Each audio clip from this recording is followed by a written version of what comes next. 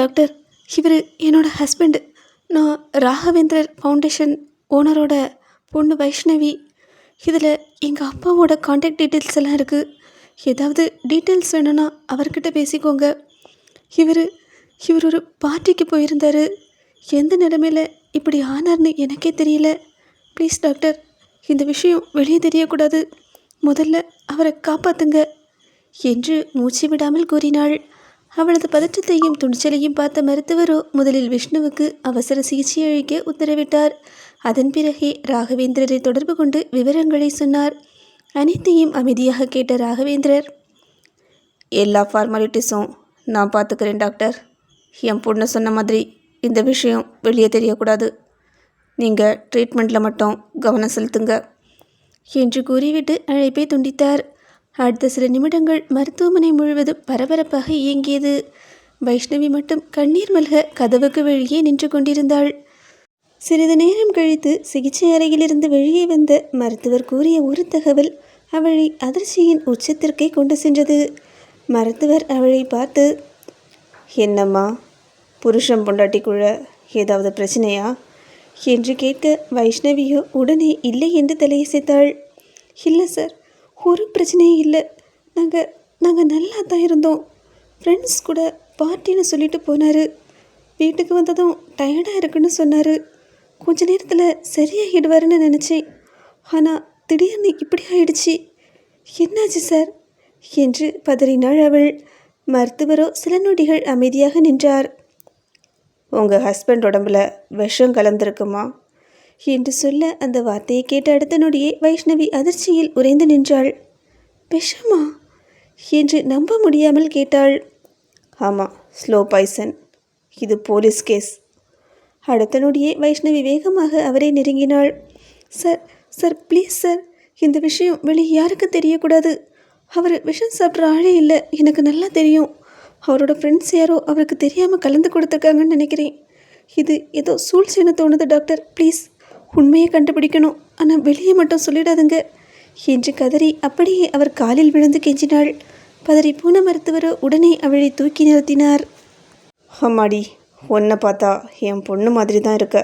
இந்த விஷயம் என்னோட வாயிலிருந்து வெளியே வராது. உங்கள் அப்பாவும் இந்த விஷயம் வெளியே தெரியாமல் பார்த்துக்க சொல்லியிருக்காரு. அதனால் யார்கிட்டையும் சொல்ல மாட்டேன் என்று சொன்னார் அவர். அந்த இரவு முழுவதும் அவள் விஷ்ணுவின் அருகிலேயே இருந்தாள். ஒரு நொடி கூட அவனை விட்டு நகரவில்லை. அவனது மூச்சு சீராக இருக்கின்றதா, ட்ரிப்ஸ் சரியாக ஏறுகின்றதா என்று ஒவ்வொரு நிமிடமும் பார்த்து கொண்டே இருந்தாள்.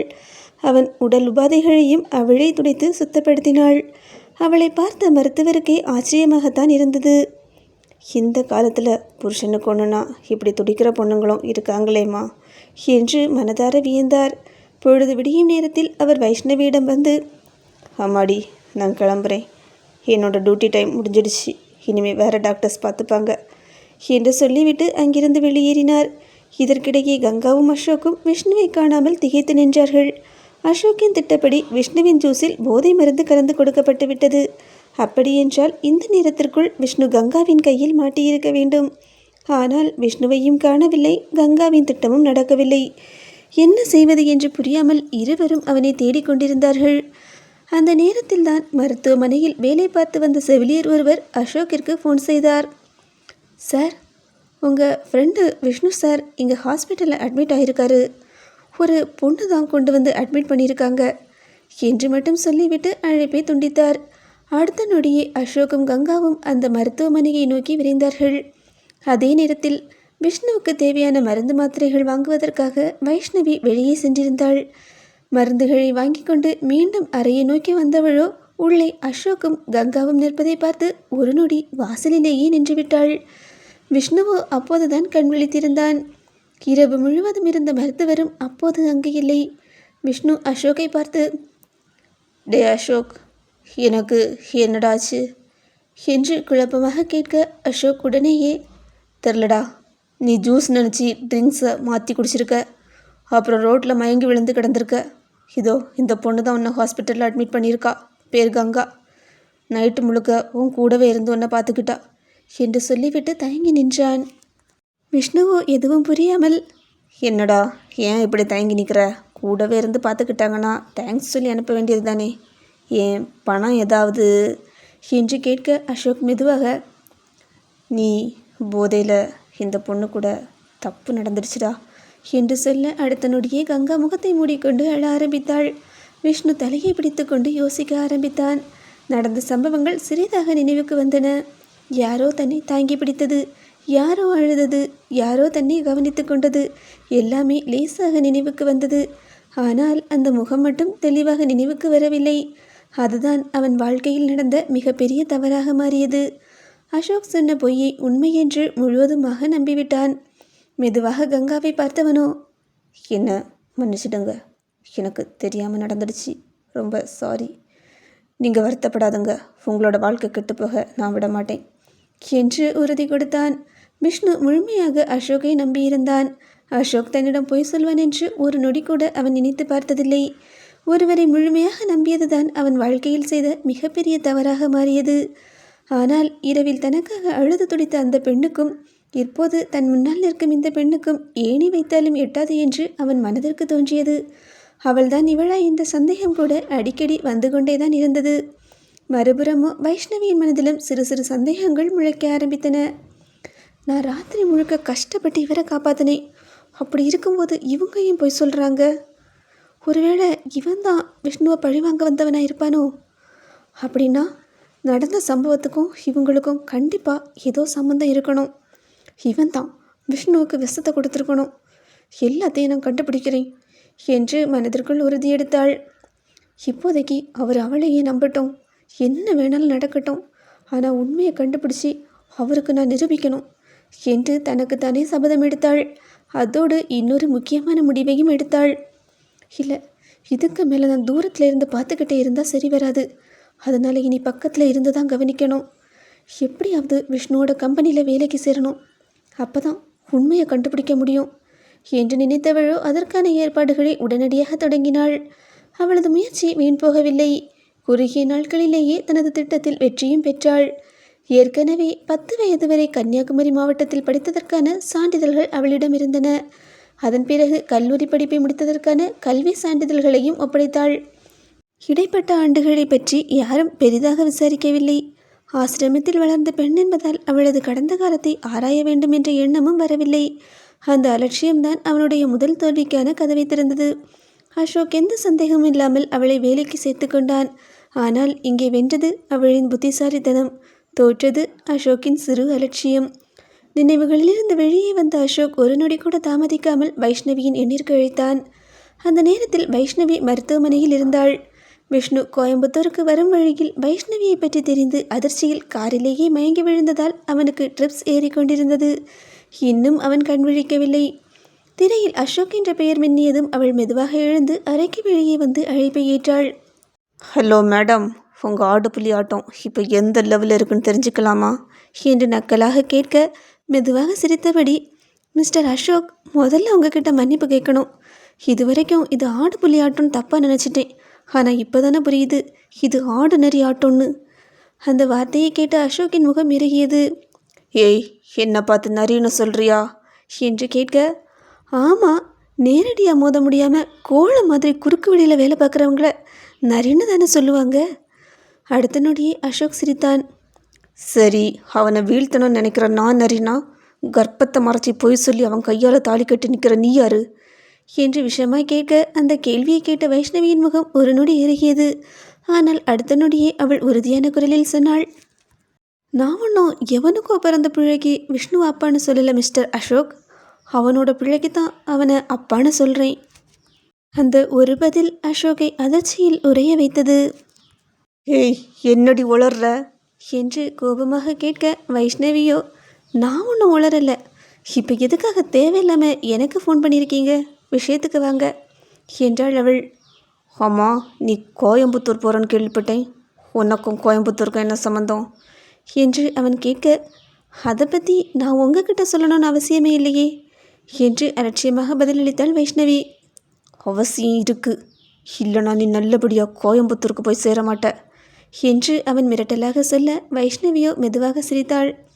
ஏன், ஏற்கனவே 4 மாதத்துக்கு முன்னாடி விஷ்ணுவுக்கு பிளான் பண்ணி விஷம் கலந்து கொடுத்தது போல் இப்போவும் ஏதாவது பிளான் பண்ணிகிட்ருக்கீங்களா என்று அமைதியாக கேட்க அந்த ஒரு கேள்வி அசோக்கை அதிர்ச்சியின் உச்சத்திற்கே கொண்டு சென்றது. வாட்? நான் விஷம் கொடுத்தனா? என்ன பேசுகிற? சம்மந்தம் இல்லாமல் உளராத என்று பதற, நான் உளரல மிஸ்டர் கதிர் என்று அவள் அழுத்தமாக சொன்னாள். நீங்களும் உங்கள் தங்கச்சி காயத்ரியும் சேர்ந்து போடுற பிளானெல்லாம் எனக்கு தெரியாதுன்னு நினச்சிட்டு இருக்கீங்களா? பல வருஷமாக மனசில் பழிய வச்சுக்கிட்டு விஷ்ணுவை பழிவாங்கத்தானே அவன் கூட ஃப்ரெண்டாக வந்து சேர்ந்தீங்க மிஸ்டர் கதிர். அவனோட வாழ்க்கை அழிக்கணும்னு 4 மாதத்துக்கு முன்னாடி பார்ட்டி அரேஞ்ச் பண்ணி எதுக்காக அவனுக்கு விஷம் கலந்து கொடுத்தீங்க? ஏன் இப்படி பண்ணினீங்க என்று ஒவ்வொரு வார்த்தையாக கேட்க மறுமுனையில் அசோக்கிற்கு ஒரு நொடி பேச்சே வரவில்லை. அவன் இதயம் வேகமாக துடித்தது. வைஷ்ணவியோ மீண்டும், ஹலோ, லைனில் இருக்கீங்களா இல்லையா? இப்போவாவது புரியுதா நான் ஏன் உங்களை நரின்னு சொன்னேன்னு என்று கோபமாக கேட்டாள். சில நொடிகள் கழித்து அசோக் தன்னை கட்டுப்படுத்தி கொண்டு, என் பேரு என்னை பற்றி உனக்கு எப்படி தெரியும் என்று அதிர்ச்சியோடு கேட்டான். வைஷ்ணவியோ உதட்டோரம் ஒரு மெல்லிய புன்னகையை வரவழைத்து கொண்டு, நரித்தனமாக நீ பிளான் போட்டா அது வெறித்தனமாக தவிடு பொடியாக்க விஷ்ணுவுக்காகவே பிறந்த வைஷ்ணவிடானா என்று சொல்லிவிட்டு அமைதியாக நின்றாள். என்ன உன்னோட கம்பெனியில் 5க்கும் 10க்கும் கையேந்தி வேலை செய்ய வந்த வேலைக்காரி நினச்சியாடா என்று வைஷ்ணவி சீறினாள். நான் வைஷ்ணவிடா, ராகவேந்திரனோட பொண்ணு வைஷ்ணவி, கோடிக்கணக்கான சொத்துக்களை கால் தூசின்னு நினச்சி வளர்கிற வைஷ்ணவி என்று ஒவ்வொரு வார்த்தையையும் அழுத்தமாக உச்சரித்தாள். அந்த ஒரு உண்மை அசோக்கின் இதயத்தையே உலுக்கியது. அவன் வாயை திறந்தான், ஆனால் வார்த்தைகள் மட்டும் வெளியே வரவில்லை. வைஷ்ணவியோ மீண்டும் பேச ஆரம்பித்தாள். ஆமாம், கோயம்புத்தூருக்கு எதுக்கு போகிறோம்னு கேட்டியே, சொல்லட்டுமா? எதுக்குன்னு சொல்லட்டுமா என்று கேட்டாள். மறுமுனையில் அசோக் திக்கி திணறினான். அது அது என்று ஆரம்பித்தவனுக்கு அதற்கு மேல் பேச முடியவில்லை. வைஷ்ணவி குரலை இன்னும் உறுதியாக்கினாள். நல்லா இருந்த என்னோட மாமனாரை ஒருத்தன் ஊமையாக்கி வச்சிருக்கானாம். அதான் அவருக்கு வைத்தியம் பார்த்துட்டு வரலாம்னு கோயம்புத்தூருக்கு போயிட்டுருக்கேன் என்றாள் அவள். சில நொடிகள் அமைதியாக இருந்தவளோ, போதுமா இல்லை இன்னும் ஏதாவது தகவல் வேணுமா மிஸ்டர் கதிர் என்று ஏளனமாக கேட்க, அந்த ஒரு கேள்வியிலேயே அசோக்கின் இதய துடிப்பு பல மடங்காக எகிரியது. நெற்றி எங்கும் வியர்வை முத்துக்கள் அரும்ப கைபேசியை பிடித்திருந்த அவனது விரல்கள் கூட நடுங்க ஆரம்பித்தன. அதிர்ச்சியில் அருகிலிருந்த சுவரில் கையை ஊன்றி நின்றான் அவன். இத்தனை வருடங்களாக மறைத்து வைத்திருந்த தனது முகமூடி ஒரே நாளில் கிழிந்து விழுந்து விட்டதை அவனால் நம்பவே முடியவில்லை. மிஸ்டர் கதிர் என்று வைஷ்ணவி மீண்டும் அழைத்தாள். மறுமுனையிலோ இன்னும் அதிர்ச்சியிலிருந்து மீளாமல் நின்றிருந்த அசோக், என்ன என்று தடுமாறினான். அப்புறம் ஆஃபீஸில் ஃபைல்ஸ் எல்லாம் மாற்றியாச்சா? எல்லா பிளானும் சக்ஸஸ் தானே என்று சாதாரணமாக கேட்டாள் அவள். அசோக்கின் புருவம் சுருங்கியது. என்ன ஃபைல்? என்ன சொல்கிற என்று கேட்க வைஷ்ணவி மெல்ல சிரித்தாள். அட, 1 மாதத்தில் ஆடிட்டிங் வரப்போகுதுன்னு ஆஃபீஸில் இருக்கிற முக்கியமான ஃபைலெல்லாம் மாற்றி வச்சிங்களே, அதை தான் கேட்டேன். ரொம்ப ரிஸ்க் எடுத்து மாற்றிருப்பீங்கன்னு நினைக்கிறேன் என்று சொல்ல, அதை கேட்டதும் அசோக்கின் இதயம் ஒரு நொடி நின்றது போல் ஆனது. உனக்கு அதெல்லாம் எப்படி தெரியும் என்று அவன் குரலே நடுங்கியது. வைஷ்ணவியோ எந்த அவசரமும் இல்லாமல், இனி இப்படியெல்லாம் அதுக்காக கஷ்டப்படாதுங்க மிஸ்டர் கதிர். ஏன்னா நான் இப்போ உங்களுக்கு ஒரு உண்மையை சொல்ல போகிறேன். சில நொடிகள் அமைதியாக இருந்தவளோ ஒவ்வொரு வார்த்தையையும் அழுத்தமாக உச்சரித்தாள். இந்த தடவை உங்கள் ஆஃபீஸுக்கு ஆடிட்டிங்க்கு வரப்போகிறதே எங்கள் அப்பா தான்டா. அந்த ஒரு வாக்கியம் அசோக்கின் உலகத்தையே தலைகீழாக புரட்டி போட்டது. என்ன செய்வது, என்ன பேசுவது என்று ஒன்றுமே புரியாமல் கைபேசியை பிடித்தபடியே சிலையாக நின்றான். அசோக்கிற்கு ஒன்றுமே புரியவில்லை. தான் போடும் ஒவ்வொரு திட்டமும் ஒவ்வொரு ரகசியமும் வைஷ்ணவிக்கு எப்படி தெரிகிறது என்று அவனால் யூகிக்க கூட முடியவில்லை. அவள் சொல்லும் ஒவ்வொரு வார்த்தையும் அவன் மனதில் இடியாய் விழுந்தது. ஆனால் அதற்கு பின்னால் இருந்த உண்மைகளை அசோக் அறியவில்லை. அலுவலகத்தில் முக்கியமான ஃபைல்கள் மாற்றப்பட்ட விஷயத்தை வைஷ்ணவி ஏற்பாடு செய்திருந்த ஏஞ்சல் ஏற்கனவே ரகசியமாக வைஷ்ணவிக்கு குறுஞ்செய்தி மூலம் தெரிவித்து விட்டாள். அதன் பிறகு கடந்த 4 மாதங்களாக அசோக்கின் ஒவ்வொரு அசைவையும் அமைதியாக கவனித்த வைஷ்ணவியோ, அவன்தான் பல வருடங்களுக்கு முன்பு காணாமல் போன கதிர் என்ற உண்மையை கிட்டத்தட்ட உறுதி செய்து வைத்திருந்தாள். ஆனால் அது வெறும் சந்தேகமாகத்தான் இருந்தது. அந்த சந்தேகத்தை 100% உண்மையாக மாற்றியது சற்று நேரத்திற்கு முன்பு கங்காவுக்கும் அசோக்கிற்கும் இடையே நடந்த அந்த உரையாடல்தான். ஆம், ஏஞ்சல் தனது செல்போனில் ரெக்கார்டிங்கை ஆன் செய்துவிட்டு கங்காவும் அசோக்கும் அந்த அறையை விட்டு வெளியேறியதும் அந்த ரெக்கார்டிங்கை அப்படியே எடுத்து வைஷ்ணவிக்கு அனுப்பி வைத்திருந்தாள். ஏஞ்சல் தனது செல்போனில் பதிவு செய்து வைத்திருந்த அந்த ஆடியோவை வைஷ்ணவி கேட்டபோது இனி எந்த சந்தேகத்திற்கும் இடமே இல்லை. அசோக் வேறு யாருமல்ல, கதிர்தான் என்பதை உறுதியாக நம்பினாள். அது மட்டுமல்ல, சிவராமனுக்கு இனி பேச்சு வராது என்று விஷ்ணுவிடம் சொல்ல வைத்த அந்த மருத்துவரை மருத்துவம் படிக்க வைத்ததே ராகவேந்திரனின் அப்பாதான். ஏழ்மையான குடும்பத்தில் பிறந்திருந்த அவருக்கு கல்வி முதல் மருத்துவக் கல்லூரி செலவு வரை அனைத்தையும் ஏற்றுக்கொண்டு மருத்துவராக உருவாக்கியது ராகவேந்திரனின் அறக்கட்டளை. அதனால் சிவராமன் அந்த மருத்துவமனையில் அனுமதிக்கப்பட்ட சில நிமிடங்களிலேயே அந்த மருத்துவர் நேரடியாக ராகவேந்திரனை தொடர்பு கொண்டு விஷயத்தை தெரிவித்துவிட்டார். அதற்கும் இன்னொரு காரணம் இருந்தது. 3 ஆண்டுகளுக்கு முன்பு தனது மகனுக்கு வைஷ்ணவியை பெண் கேட்டு ராகவேந்திரனை அந்த மருத்துவர் சந்தித்திருந்தார். அப்போது அவர், என் பொண்ணு சிவராமனோட பிள்ளை விஷ்ணுவை மனசார விரும்புகிறா, அவங்களோட கல்யாணம் பேசுகிற எண்ணத்தில் இருக்கேன் என்று சொல்லியிருந்தார். அது மருத்துவரின் மனதில் ஆழமாக பதிந்திருந்தது.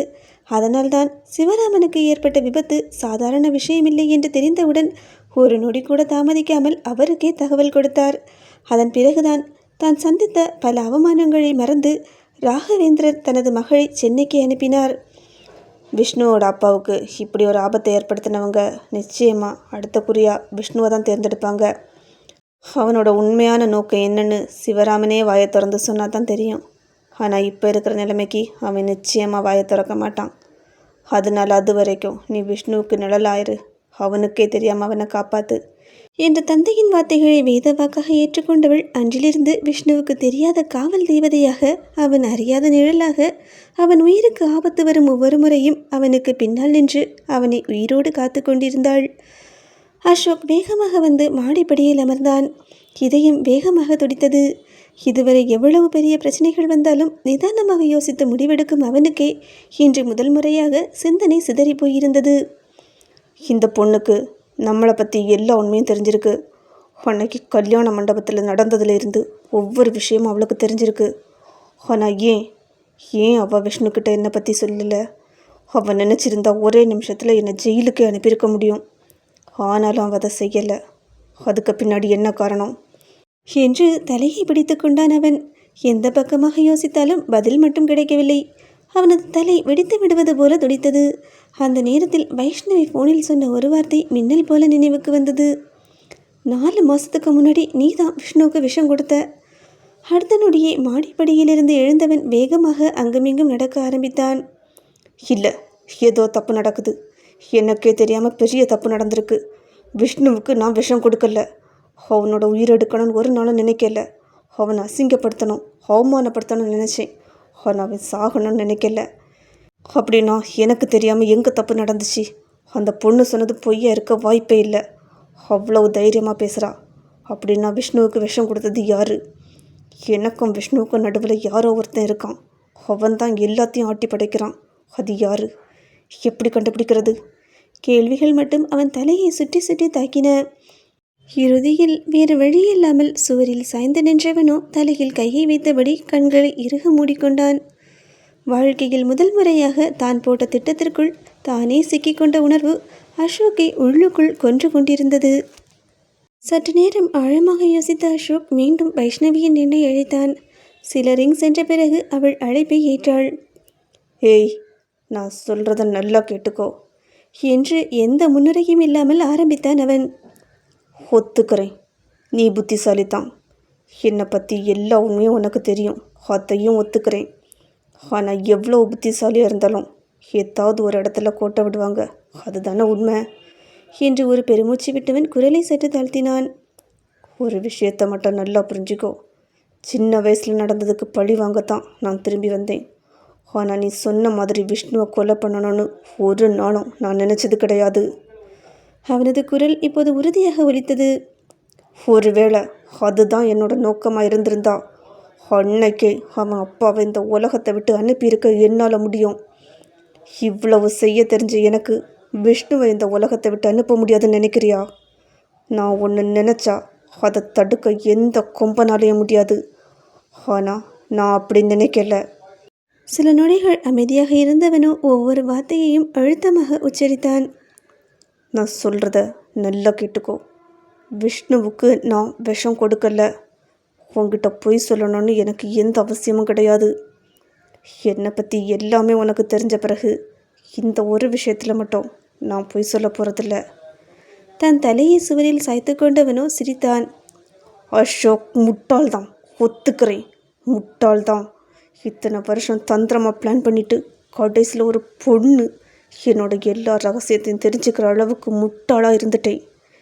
ஆனால் நீங்கள் புத்திசாலி இல்லையா மேடம்? அப்படின்னா இன்னொரு வேலையும் பண்ணுங்க. உங்கள் புத்திசாலித்தனத்தை யூஸ் பண்ணி உங்கள் குழந்தையோட அப்பனை கொல்ல ட்ரை பண்ணது யாருன்னு கண்டுபிடிங்க. அந்த வார்த்தைகளை சொல்லிவிட்டு வைஷ்ணவி பதிலை சொல்லும் முன்பே கோபத்தில் கைபேசியை தரையில் ஓங்கி எறிந்தான் அசோக். அந்த சத்தம் அவனுக்குள் கொதித்து கொண்டிருந்த குழப்பத்திற்கும் கோபத்திற்கும் சாட்சியாக அந்த மொட்டை மாடி முழுவதும் எதிரொலித்தது. வைஷ்ணவியோ அப்படியே மருத்துவமனையின் வழித்தடத்தில் இருந்த நாற்காலியில் மெதுவாக சாய்ந்து அமர்ந்தாள். அசோக் ஃபோனில் பேசிய ஒவ்வொரு வார்த்தையும் மீண்டும் மீண்டும் அவளது காதுகளில் எதிரொலித்து கொண்டே இருந்தது. எவ்வளவு யோசித்து பார்த்தாலும் அந்த ஒரு விஷயத்தில் மட்டும் அவன் பொய் சொல்வதாக அவளுக்கு தோன்றவில்லை. சிவராமனை ஊமையாக்கியதையும் பல வருடங்களாக பழிவாங்க நண்பனாக நடித்ததையும் எந்த தயக்கமும் இல்லாமல் ஒத்துக்கொண்டவன் உண்மையிலேயே விஷம் கொடுத்திருந்தால் அதையும் மறைக்க வேண்டிய அவசியம் அவனுக்கு இல்லை. அப்படி இருக்க அவன் இவ்வளவு உறுதியாக நான் விஷம் கொடுக்கவில்லை என்று சொன்னதற்கு பின்னால் ஏதோ காரணம் இருக்க வேண்டும் என்று அவளது மனம் மீண்டும் மீண்டும் சொல்லிக்கொண்டே இருந்தது. அப்படின்னா அசோக்குக்கும் விஷ்ணுவுக்கும் நடுவில் இருக்கிற அந்த மூணாவது ஆள் யார்? அசோக்குக்கு கூட தெரியாமல் அந்த ஆட்டத்தை ஆடுறது யாரு? விஷ்ணுவை கொல்ல நினைக்கிற அளவுக்கு அவனுக்கு என்ன பகை என்று எண்ணங்கள் ஒன்றன் பின் ஒன்றாக அவளது மனதை ஆக்கிரமித்தன. அந்த மர்ம மனிதனின் முகத்தை மனக்கண்ணால் வரைய எவ்வளவு முயன்றாலும் இருளை தவிர வேறொன்றும் அவள் கண்களுக்கு தெரியவில்லை. அந்த நேரத்தில் தான் ஒரு செவிலியர் அவள் அருகே வந்து புன்னகையுடன், மேடம், உங்கள் ஹஸ்பண்ட் கண் முடிச்சிட்டாரு, இப்போ நல்லா இருக்காரு, உங்களை தான் தேடுறாரு, போய் பாருங்க, டாக்டரும் டிஸ்சார்ஜ் பண்ணலாம்னு சொல்லிட்டாங்க என்று சொல்ல, சிஸ்டர், அவருக்கு என்ன ஆச்சு? அதுவா மேடம், அவர் ஏதோ டென்ஷன் ஆகியிருக்காரு, அதில் ப்ரெஷர் கொஞ்சம் ஹை ஆகி இருக்குது, மற்றபடி எந்த பிரச்சனையும் இல்லை. சிஸ்டர், நாங்கள் லாங் ட்ராவல் போயிட்டுருக்கோம், இப்போ அவரை ட்ரைவ் பண்ணலாமா? ஒன்றும் பிரச்சனை இல்லையே? இல்லை மேடம், ஒன்றும் பிரச்சனை இல்லை, அவர் இப்போ நல்லா ரெக்கவர் ஆகிட்டாரு, ஒரு பிரச்சனையும் இல்லை. அந்த ஒரு செய்தி போதும். அசோக் சொன்ன வார்த்தைகள், மர்ம மனிதனை பற்றிய சந்தேகங்கள், மனதை உலுக்கிய எல்லா கேள்விகளும் அந்த நொடியிலேயே மறைந்துவிட்டன. வைஷ்ணவியின் இதயம் முழுவதும் நிம்மதி பரவியது. அடுத்த நொடியே அவள் வேகமாக எழுந்து விஷ்ணு இருந்த அறையை நோக்கி ஓடினாள். அவளுக்கு அந்த நேரத்தில் உலகமே மறந்திருந்தது. அவன் நல்லமாக இருக்கிறான் என்பதுதான் அவள் மனதில் இருந்த ஒரே விஷயம். வைஷ்ணவி வேகமாக அறைக்குள் நுழைந்தாள். கண் விழித்து அமர்ந்திருந்த விஷ்ணுவை பார்த்த நொடியே இதுவரை அடக்கி வைத்திருந்த பயமும் பதற்றமும் கண்ணீராக வெடித்தது. விஷ்ணு, விஷ்ணு, உங்களுக்கு என்ன ஆச்சு? ஏன் திடீர்னு இப்படி ஆயிடுச்சு? நல்லா தானே இருந்தீங்க, நான் எப்படி துடிச்சு போனேன் தெரியுமா என்று அவன் அருகே ஓடி வந்து பதற்றமாக கேட்க, விஷ்ணு அவளை சில நொடிகள் அமைதியாக பார்த்தான். அவளது கண்களில் தெரிந்த பயம், கண்ணீர், தவிப்பு அவை அனைத்துமே அவனுக்குள் பல கேள்விகளை எழுப்பின. ஏன் துடிச்சு போன என்று மெதுவாக கேட்க, வைஷ்ணவியோ புரியாமல் அவனை பார்த்தாள். ஒரு 4 நாள் பழக்கத்துக்காக யாராவது இப்படி உயிரே போகிற மாதிரி துடிப்பாங்களா? சொல்லு வைஷு, நமக்கு பழக்காகி 4 நாள் தானே ஆகுது. அந்த 4 நாளுக்காக யாராவது இப்படி கதறி அழுவாங்களா? இல்லை, இதுக்கு முன்னாடி அவனுக்கு என்ன தெரியுமா என்று நேராக அவளது கண்களை பார்த்தபடி கேட்டான். அந்த கேள்வியை கேட்ட நொடியே வைஷ்ணவியின் இதயம் ஒரு கணம் நின்றது போல் இருந்தது. உண்மை தொண்டை வரையிலும் வந்தது, ஆனால் சொல்ல முடியவில்லை. அவள் அமைதியாகவே நின்றாள். அவளது மௌனத்தை பார்த்த விஷ்ணு லேசாக புன்னகைத்தான். தெரியும், நீ எந்த பதிலும் சொல்ல மாட்டான்னு எனக்கு நல்லா தெரியும். எப்படி நான் கேட்குறதுக்கு உன்னால் பதில் சொல்ல முடியாதோ அதே மாதிரி நீ கேட்குற கேள்விகளுக்கு என்னாலையும் பதில் சொல்ல முடியாது. அவன் மெதுவாக எழுந்து நின்றான். வா போகலாம் என்று மட்டும் சொல்லிவிட்டு கதவை நோக்கி நடந்தான். வைஷ்ணவியோ ஒரு வார்த்தையும் பேசவில்லை. அமைதியாக அவனுக்கு பின்னால் நடந்தாள். அந்த அமைதிக்குள் இருவரும் சொல்ல முடியாத ரகசியங்களை தங்களுக்குள் சுமந்தபடி இருந்தனர். மருத்துவமனையின் அனைத்து நடைமுறைகளையும் முடித்துவிட்டு இருவரும் மீண்டும் காரில் புறப்பட்டார்கள். காரை ஓட்டி கொண்டிருந்த விஷ்ணுவுக்கு சிறிது நேரத்திற்கு முன்பு வைஷ்ணவி பசிக்குது என்று தயக்கத்தோடு சொன்னது திடீரென்று நினைவிற்கு வந்தது. அவள் சொன்னபோது என்று மட்டுமே பதில் சொல்லியிருந்தான். அதன் பிறகு அரை மணி நேரம் என்று நினைத்த பயணம் இப்போது மருத்துவமனை வரை சென்று 2 மணி நேரத்தை தாண்டியிருந்தது. சாலையில் கவனமாக பார்வையை வைத்தபடியே, வைஷு சாப்பிட்டியா என்று மெதுவாக கேட்டான். அவளோ பதில் சொல்லாமல் ஜன்னலுக்கு வெளியே பார்த்தபடி அமைதியாக அமர்ந்திருந்தாள். சரி, நீ கார்ல ஏறு, நான் போய் சாப்பாடு வாங்கிட்டு வரேன் என்று சொல்லிவிட்டு அருகில் இருந்த உணவகத்தின் முன் காரை நிறுத்திவிட்டு இறங்கினான். ஏன், உள்ளே போய் சேர்ந்து சாப்பிடலாமே என்று அவள் கேட்டதும் அவன் திரும்பி பார்த்து, அங்கே வசதி இருக்காது, நான் வாங்கிட்டு வரேன் என்று மட்டும் சொல்லிவிட்டு உள்ளே சென்று விட்டான். எதுவும் புரியாமல் அவன் சென்ற திசையே பார்த்து கொண்டிருந்த வைஷ்ணவியோ புருவத்தை சுருக்கி கொண்டாள். ஹோட்டலில் சாப்பிட்றதுக்கு வசதி இருக்காதா? ஹோட்டலில் இவருக்கு என்ன வசதி குறைச்சல் என்று மனதிற்குள் யோசித்து கொண்டே இருந்தாள். சில நிமிடங்களில் விஷ்ணு திரும்பி வந்தான். அவன் கையில் இருந்தது ஒரே ஒரு பார்சல். அதை பார்த்ததும் வைஷ்ணவியோ ஆச்சரியமாக, விஷ்ணு, என்ன இது, ஒரே ஒரு பார்சல் வாங்கிட்டு வந்திருக்கீங்க, உங்களுக்கு சாப்பிட்றதுக்கு எதுவும் வாங்கலையா என்று கேட்க விஷ்ணு குறும்பாக சிரித்தான். வாங்கியிருக்கேன், நமக்கு இந்த ஒரு பார்சலே போதும் என்று சொல்லிவிட்டு அந்த பார்சலை திறந்து இருவருக்கும் நடுவில் வைத்தான். அந்த நொடியில்தான் வைஷ்ணவிக்கு உண்மை புரிந்தது.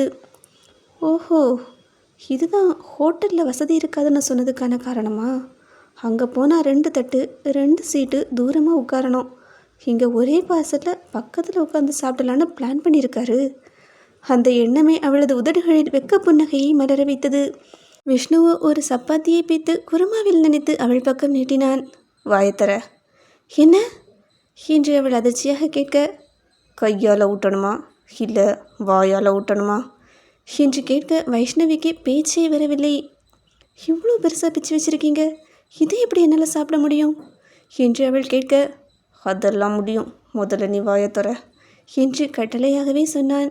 இல்லை, அது அது வந்து என்று அவள் தயங்கி நிற்க, இப்போ நீ வாயை திறக்கலன்னா அடுத்ததான் நான் சொன்னதை செஞ்சிடுவேன் என்று இயல்பாக சொல்ல அவளும் தயக்கத்தோடு வாயை திறந்தாள். அவள் கடிக்க முயன்றபோது சப்பாத்தியின் ஒரு பகுதி இன்னும் அவன் விரல்களிலேயே இருந்தது.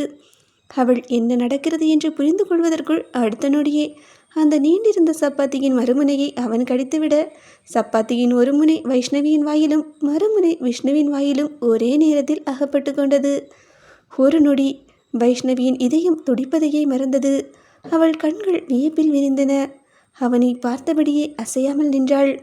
விஷ்ணுவோ சிரிப்பை அடக்க முடியாமல் சிரித்தபடி, என்னடி இப்படி பார்க்குற என்று கேட்க அவளால் பதில் சொல்லவே முடியவில்லை. அது அது அது வந்து அது வந்து என்று தடுமாறியவளின் கன்னங்கள் வெட்கத்தில் சிவந்து போனது. அந்த வெட்கத்தை ரசித்த விஷ்ணு மெதுவாக சிரித்தான். ஹோட்டலில் போயிருந்தா 2 தட்டு 2 பேரும் 2 பக்கம், அதில் என்ன சந்தோஷம் இருக்குது? அவன் அவ்வளவு சாதாரணமாக சொன்ன அந்த வார்த்தைகள் வைஷ்ணவியின் இதயத்தை 1000 மலர்களாக மலர செய்தன. வைஷ்ணவி அவனை நேராக பார்த்தாள். ஆமாம், இதெல்லாம் எந்த உரிமையில் பண்ணுறீங்கன்னு தெரிஞ்சுக்கலாமா? விஷ்ணு புருவத்தை உயர்த்தினான். எதையெல்லாம் சொல்கிற? இப்போ காரில் என் வாயில் ஊட்டுனீங்க, அதுவும் போதாதுன்னு என் வாயில் இருந்ததை நீங்களே சாப்பிட்டீங்க, எந்த உரிமையில்? எந்த உரிமையில் நீ என்னை கட்டிப்பிடிச்சி கதறி எழுதியோ அதே உரிமையில். வைஷ்ணவியோ சற்றும் தடுமாறாமல், உடம்புக்கு முடியாமல் இருக்கிற ஒருத்தரை காப்பாற்றுறது மனுஷத்தனம். ஓ அப்படியா? அப்போது ஒரு 4 நாள் பழக்கத்துக்காக ராத்திரி முழுக்க தூங்காமல் பக்கத்தில் இருக்கிறதும் மனுஷத்தனமா?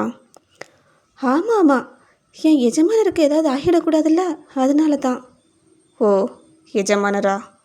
ஆமாம், நான் உங்கள் கம்பெனியில் வேலை பார்க்குற ஒரு எம்ப்ளாயி, நீங்கள் எனக்கு சம்பளம் கொடுக்குற எஜமானர், அந்த உரிமையில் தான். ஓஹோ அப்படியா? உங்கள் ஊர்லெல்லாம் எஜமானருக்கு உடம்பு சரியில்லைன்னா இப்படி தான் கட்டி பிடிச்சி அழுவாங்க, அப்படித்தானே? நான் கேட்ட கேள்விக்கு இன்னும் நீங்கள் பதிலே சொல்லலை. எந்த உரிமையில் என் வாயில் இருந்ததை நீங்கள் வாங்கி சாப்பிட்டீங்க? நீங்கள் எந்த உரிமையில் என்ன பொய் சொல்லி கல்யாணம் பண்ணிக்கிட்டீங்களோ அதே உரிமையில் தான். இப்போது மேடம் எந்த உரிமையில் என்னை பொய் சொல்லி கல்யாணம் பண்ணிக்கிட்டீங்கன்னு நான் தெரிஞ்சுக்கலாமா? வைஷ்ணவியின் விழிகள் விரிந்தன. பொய் சொல்லி கல்யாணம் பண்ணிக்கிட்டேன்னு சொல்கிறீங்க, அதெல்லாம் சரி. ஆனால் நீங்கள் தானே கல்யாணம் முடிஞ்ச அன்னைக்கு என் கையை பிடிச்சி ரூமுக்குள்ளே இழுத்துட்டு போனீங்க. அது அது எந்த உரிமையில் செஞ்சீங்க? அது பதில் சொல்லுங்க. எந்த உரிமையில் என் கையை பிடிச்சி உள்ளே இழுத்துட்டு போனீங்க? எல்லாம் நீ பண்ண வேலையினால தான். நீ பொய் சொல்லி என் மேலே பழியை போட்டு கல்யாணம் பண்ணிக்கிட்டதால தான். நான் கோபத்தில் குடிச்சிட்டேன். வைஷ்ணவியோ உடனே புருவத்தை உயர்த்தினாள். ஓஹோ, விஷ்ணு குடித்தாலும் ரொம்ப ஸ்ட்ராங்காக தான் இருப்பார் போல என்று குறும்பாக கேட்க, விஷ்ணுவோ சிரிப்பை மறைக்க முயன்றபடி தலையசைத்தான். ஏய், பேச்ச மாத்தாத. நான் ஏதோ தெரியாமல் குடிச்சிட்டேன். குடித்ததுனால முன்னாடி நிற்கிறது யாருன்னு தெரியாமல் கையை பிடிச்சி இழுத்துட்டு போயிட்டேன். சரி, நீ என்னை அப்படியே விட்டுட்டு போயிருக்க வேண்டியது தானே? வைஷ்ணவியோ அமைதியாக அவனையே பார்த்து கொண்டிருந்தாள். அவளை விடாமல் பார்த்த விஷ்ணுவோ மீண்டும் கேட்டான். எந்த உரிமையில் நீ என் பக்கத்திலே வந்து படுத்துக்கிட்ட? அந்த கேள்வியை அவன் கேட்ட அடுத்த நொடியே வைஷ்ணவியின் இதயம் ஒரு துடிப்பை தவறவிட்டது. அவளின் கண்கள் தானாகவே கீழே இறங்கின. கன்னங்கள் மெதுவாக சிவந்து ஏறின. அவள் இதழ்களோ பதில் சொல்ல முயன்றன. ஆனால் அவனுடைய அந்த ஒரு கேள்விக்கு மட்டும் அவளால் பதிலே சொல்ல முடியவில்லை. அதற்கு மேல் அவனை நேராக பார்க்க முடியாமல் வெட்கத்தில் முகத்தை குனிந்தபடியே அமைதியாக அமர்ந்திருந்தாள். விஷ்ணுவோ அவளுக்கு தெரியாதவாறு உதட்டிற்குள் மெதுவாக சிரித்து கொண்டான். பொண்டாட்டின்னு ஒரே ஒரு தடவை சொல்லிட்டா என்னவா? அப்படி சொன்னா இவன் என்ன குறைஞ்சி போயிடுவாளா என்று மனதிற்குள் முணுமுணுத்து கொண்டான். அதே நேரத்தில் ஜன்னலுக்கு வெளியே பார்வையை பதித்திருந்த வைஷ்ணவியின் மனமும் அமைதியாக இல்லை. என்ன இவரு இப்படி பிடிவாதம் பிடிக்கிறாரு? புருஷன்னு ஒரே ஒரு வார்த்தை சொல்லிட்டா என்னவா? அப்படி சொன்னா என்னதான் குறைஞ்சி போயிடுமோ என்று அவளும் தனக்கு தானே சினுங்கிக் கொண்டாள். இருவரின் உதடுகளும் மௌனமாக இருந்தாலும் மனங்களோ ஒருவரை ஒருவர் பார்த்து சண்டை போட்டுக்கொண்டே இருந்தன. விஷ்ணுவின் அந்த கேள்விக்கு பிறகு இருவரும் ஒருவருக்கொருவர் பேசிக்கொள்ளவில்லை. அதன் பிறகு அந்த காரிற்குள் மீண்டும் அமைதி நிலவியது. ஆனால் அந்த அமைதிக்குள் கூட சொல்லப்படாத வார்த்தைகள் மட்டும் இருவரின் இதயத்திலும் மாறி மாறி ஒலித்து கொண்டே இருந்தன. அந்த மௌனத்தில், மௌனமான அமைதிக்குள் மீண்டும் இருவரின் பயணமும் கோயம்புத்தூரை நோக்கி தொடங்கியது. அந்த நேரத்தில் நடந்ததையெல்லாம் யோசித்துக்கொண்டு அலுவலகத்தில் அமர்ந்திருந்த அசோக்கிற்கு நாராயணன் மீது லேசான சந்தேகம் வந்தது.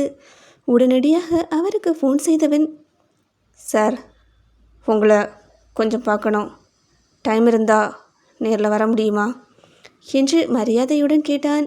நாராயணனும் சரி என்று சம்மதிக்க அழைப்பை துண்டித்துவிட்டு அவசரமாக எழுந்தான். அவன் வெளியே செல்ல கங்காவோ, அண்ணா நானும் உன் கூட வரேன் என்று சொல்ல உடனேயே அவளை பார்த்தவன், தேவையில்ல, நீ உன் வழியை பார்த்துட்டு போ. இனிமே என்னோட வழியில் நீ வராத என்று சொல்லிவிட்டு வேகமாக நடந்தான். அதை அங்கிருந்து பார்த்து கொண்டிருந்த ஏஞ்சல் அவன் அருகே வந்து, சார் நானும் உங்கள் கூட வரேன் என்று சொன்னாள். உண்மையில் ஏஞ்சலையும் தன்னுடன் அழைத்து செல்ல வேண்டும் என்ற ஆசை அசோக்கிற்கு இருந்தது. ஆனால் சந்திக்கப் போவது நாராயணனை.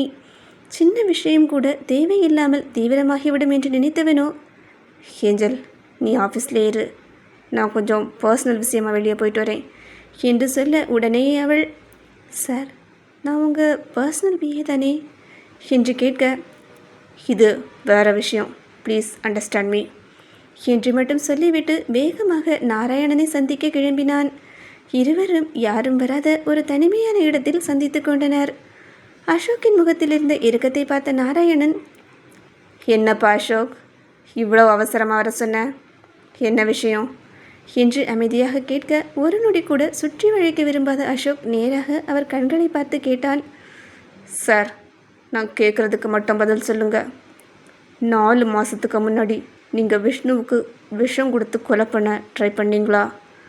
அந்த கேள்வியை கேட்ட நாராயணன் ஒரு கணம் அதிர்ச்சியில் உறைந்து போனார். என்னப்பா அசோக், என்ன சொல்கிற? சிவராமன் விஷயத்துக்கு அப்புறம் எதுவும் செய்யக்கூடாதுன்னு நீ தானே என்கிட்ட சொல்லிட்டு போனேன். நான் எதுவுமே பண்ணலை. அசோக் மெதுவாக தலையசைத்தான். இல்லை சார், எனக்கு ப்ரூஃப் கிடச்சிருக்கு. நாராயணனோ புரியாமல் அவனை பார்த்தார். நான் உங்ககிட்ட என்ன சொன்னேன்?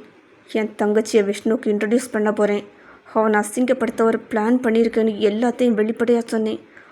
ஆனால் நீங்கள் என்னோட பிளானையை யூஸ் பண்ணி அவனை கொலை பண்ண முயற்சி பண்ணியிருக்கீங்க. எனக்கு தெரியாமல் அவனுக்கு விஷம் கலந்து கொடுத்துருக்கீங்க.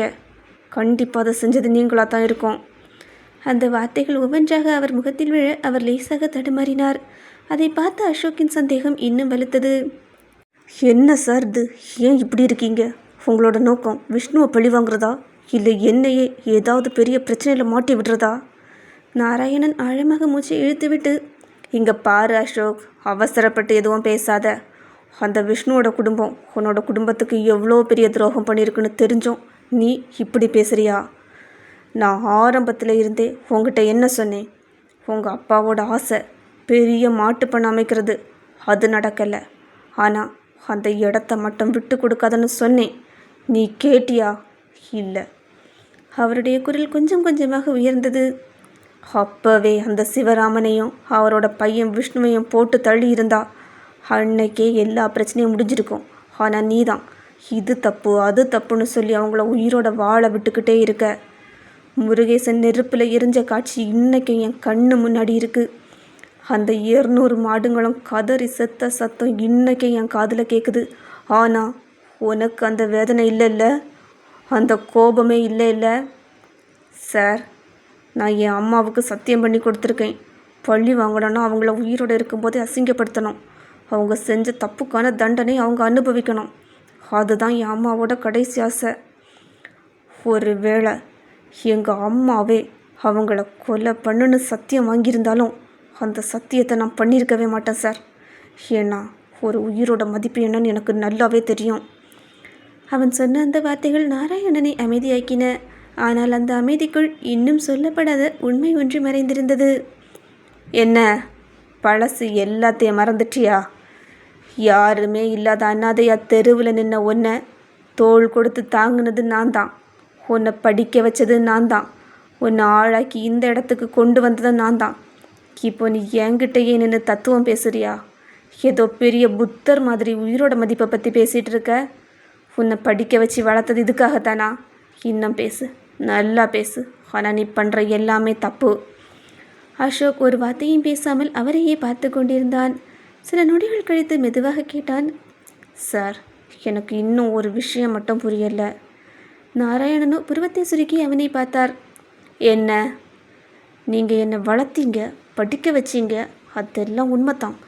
அதுக்காக நான் எப்போவுமே உங்களுக்கு நன்றி கடன்பட்டவன் தான். ஆனால் என் குடும்பத்துக்காரங்க கூட அவங்க மேலே இந்த அளவுக்கு வெறுப்பை காட்டலை. நீங்கள் மட்டும் ஏன் அவங்க மேலே இவ்வளோ கோபப்படுறீங்க? ஒருவேளை உங்களுக்கும் அவங்களுக்கும் ஏதாவது பழைய பகை இருக்கா சார்? அந்த ஒரு கேள்வி நாராயணன் முகத்தை முற்றிலும் மாற்றிவிட்டது.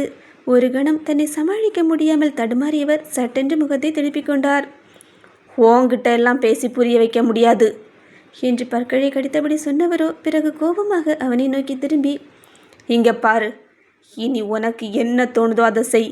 பழி வாங்கணும்னா பழி வாங்கு, பாசமாயிருக்கணும்னா பாசமாயிரு. கடைசியில் நீயே உன் தங்கச்சி அவனுக்கு என்று சொல்லிவிட்டு பாதியிலேயே வார்த்தையை நிறுத்தினார். அடுத்த நொடியே தன்னை சுதாரித்து கொண்டு, போதும், எல்லாம் இத்தோட போதும். இனிமே என்கிட்ட ஐடியா கேட்டு வராத என்று கோபமாக சொல்லிவிட்டு வேகமாக அங்கிருந்து நடந்து சென்றார். அவர் சென்ற திசையை வெறித்து பார்த்தபடி நின்ற அசோக்கின் மனதில் ஒரே ஒரு கேள்விதான் இப்போது ஓடிக்கொண்டிருந்தது. ஆமாம், இப்போ நான் அப்படி என்ன கேள்வி கேட்டுட்டேன்னு இவ்வளோ கோபப்படுறாரு? இவருக்கு இப்படி கோபப்படுற அளவுக்கு இதில் என்ன இருக்குது? அப்படி அவர் மறைக்கக்கூடிய உண்மை என்ன? அந்த குழப்பத்தோடு அப்படியே நின்று விட்டான் அசோக்.